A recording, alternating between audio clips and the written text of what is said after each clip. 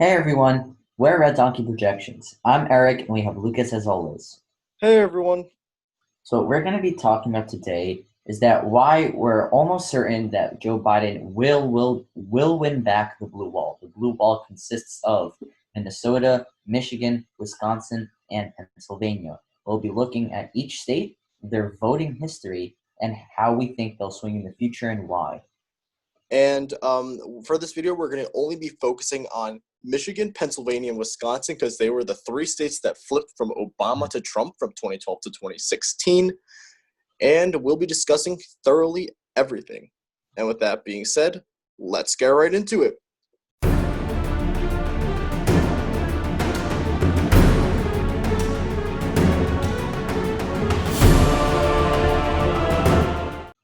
So it's important to note that we are quite far away from the election, but we do think that Biden will be able to carry these states as of today.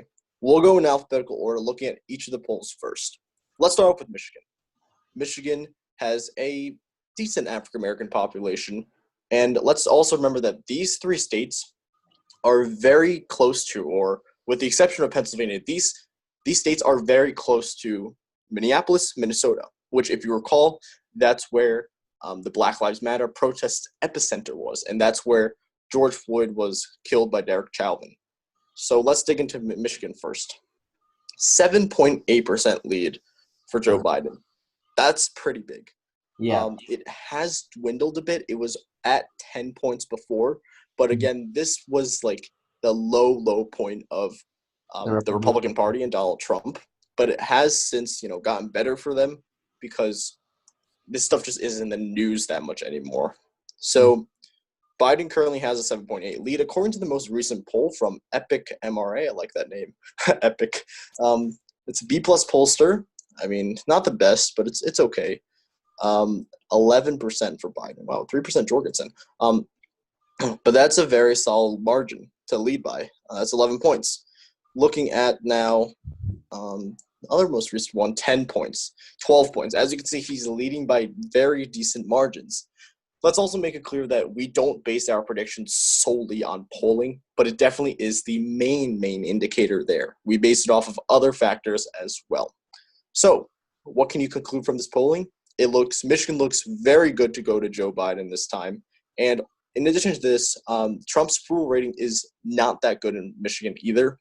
So that's why we do think Biden is in a very good position to take Michigan, and is in fact the most likely state, in our opinions, to go from Donald Trump in 2016 to Joe Biden in 2020. Eric Not will now only that, discuss. Yeah, not only that, but Donald Trump just pulled his ads out of Michigan. He essentially gave up, as I said in my live stream today and in previous videos. So this essentially gives the go-ahead for Joe Biden to campaign here and really lock down the state. Yeah, I can move on Yeah. to another state. And also, that was a good point you added. Hillary Clinton's mistake is she didn't campaign in the blue wall. Biden, I think, will learn from her mistakes and will try a little bit harder to lock this down. He should not take any gambles. He shouldn't go to Texas. I mean, he can, but he shouldn't be focusing his resources on winning Texas. As we'll see later, the blue wall basically determines everything. Eric will now be heading to the state of Pennsylvania. Yeah. The blue wall is essentially all you need to win. You don't need any battleground state, well, except the blue wall area. You don't need Arizona. You don't need Florida. You don't need North Carolina. If you have the blue wall, you have essentially secured the vote.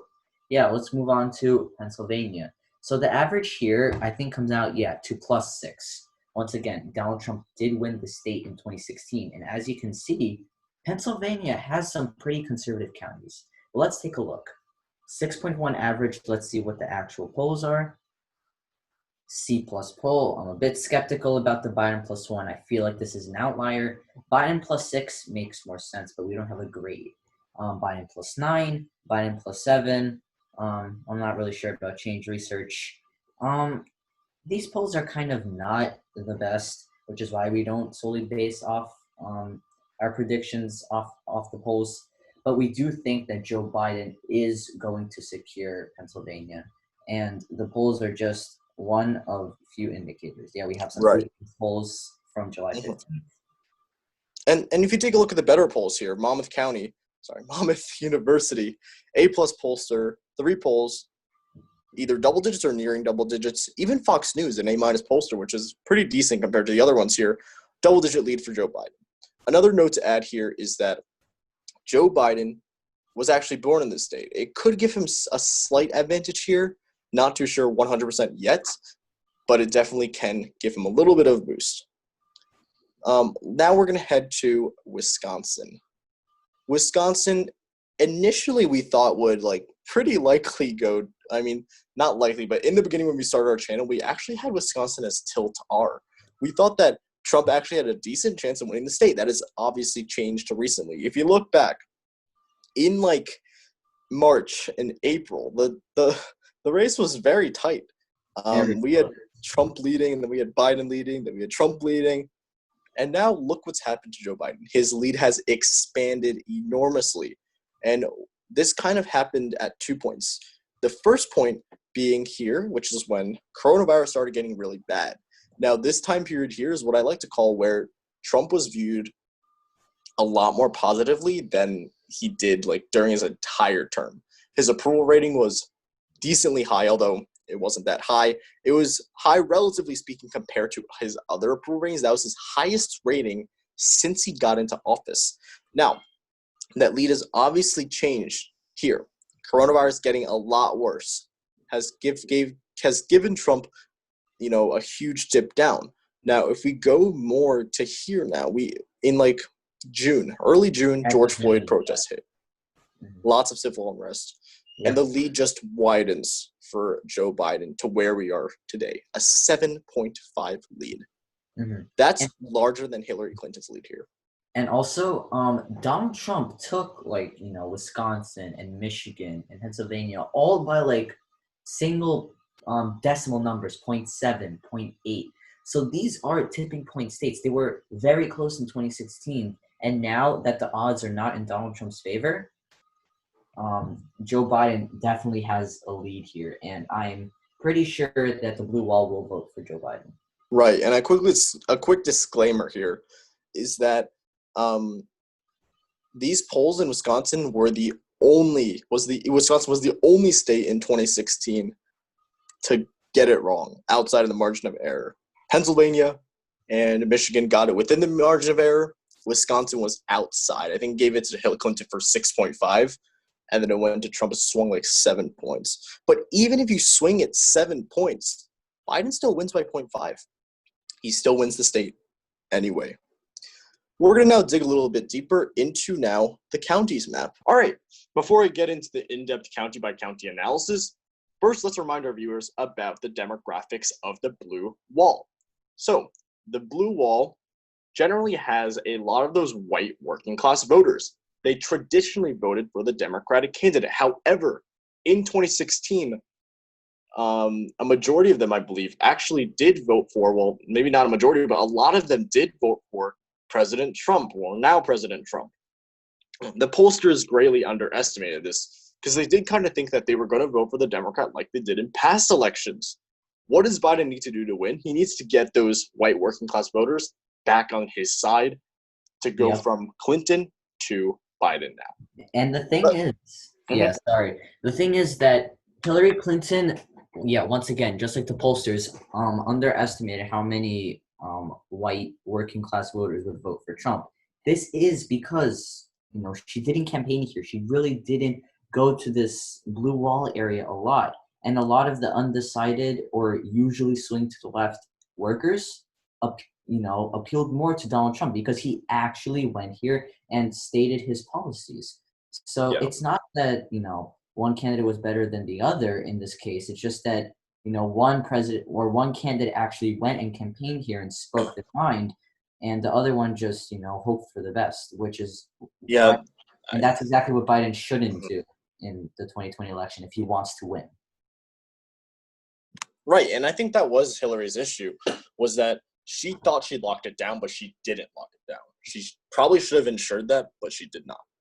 Let's go county by county now. We're not going to name counties exactly because that video will be too long, but because it's 3 states. But we'll go through the general idea of each of these states' counties. I'll actually start off with Wisconsin. Actually, you know what, Eric? How about you start off with Wisconsin? Yeah, sure. So there is a huge chunk in like southwestern Wisconsin that holds a lot of swing counties. I think 23 to be exact.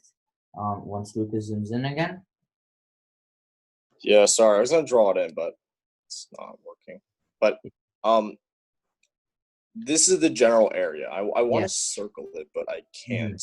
But it's right around here. Yes. So in 2012, all of these counties in that area voted for Obama. In 2016, they all flipped, just completely flipped to Donald Trump. And we, well, likely now they will flip to Joe Biden based, Yeah. because our prediction is that Wisconsin will go to Joe Biden. But this is a very contested area that flips, and it's really candidate sensitive, and Right. who and what is happening. So therefore, due to all that, we do think that Biden will be able to pull back those voters that might have voted for Trump and win back this region of Wisconsin. All right, now we've got here Michigan. We kind of took the general idea of which counties moved further to the right from 2012 to 2016. Michigan, unlike Wisconsin, is a lot more about the margins. More of the counties you see here, all of these actually, I believe, moved more from A likely 2012. Yeah, moved more from like when Romney won it to a higher percentage to when Trump won it. So these moved more to the right. What does Biden need to do to win them? Quite frankly, all he needs to do is kind of like campaign there harder. I mean, Michigan does seem to have some relatively conservative areas. And we do think that Biden can get those voters back onto his side. And, polling also does support that as well. Eric, is there anything else you need to add? About Michigan, yeah, no, just have Joe Biden campaign here hard and revisit these counties, Right. and then he can And like Biden, oops, sorry. Yeah. As I was saying, Biden also performs well with the African American voters, and Michigan does have a relatively decent amount. So he can probably get a lot of those voters out to vote for him as well. All right, now moving on to the final state of the blue wall, Pennsylvania, and good old New Jersey right next to it. Just kidding. All right. Pennsylvania, like Michigan, is a lot less about, swing counties. There's definitely a couple, but there's a lot of those more margin counties like down here in the south and in the center as well.